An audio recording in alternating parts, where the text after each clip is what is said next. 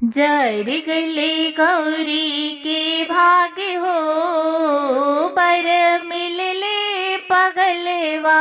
जर गले गौरी के भाग्य हो, बर मिलले बौरवा।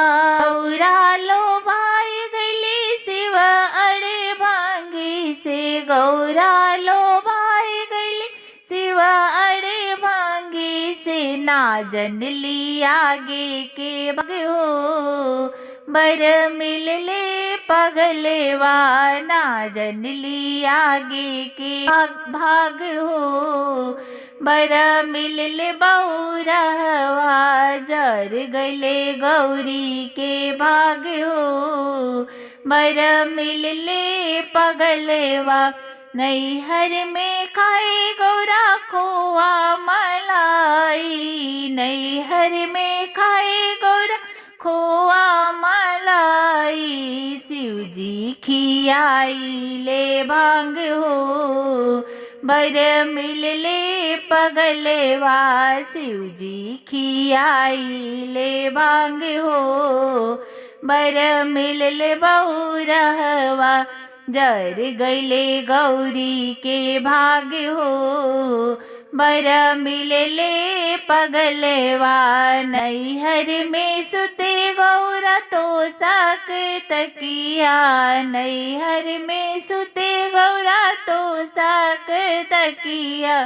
शिव जी सुताई मिर्गा छाला हो, बर मिलले पगलवा। शिव जी सुतैनी मिर्गा छाला हो, बर मिलले बौरवा।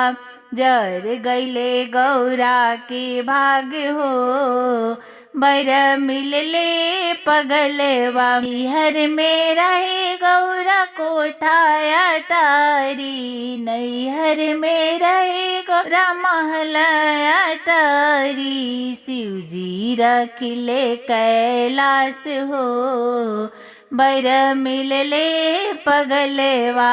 शिव जी रखिले कैलाश हो, बर मिलले पगलवा।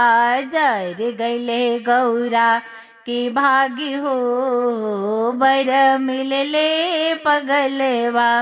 नैहर में घूमे गौरा हाथी से घोड़ा, नैहर में घूमे गौरा हाथी से घोड़ा। शिव जी घुमाई बसहा बैल हो, बर मिलले पगलवा। शिव जी घुमौनी बैला हो, बर मिलले पगलवा। जर गले गौरा के भाग्य हो, बर मिलले पगलवा। नैहर लगावस गौरा पाउडर से सेंट, नैहर लगावस गौरा पाउडर से सेंटवा। शिव जी जे देहनी भभूत हो, बर मिलले पगलवा।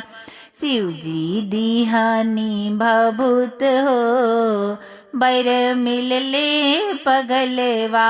जर गले गौरी के भाग्य हो, बर मिलले पगलवा।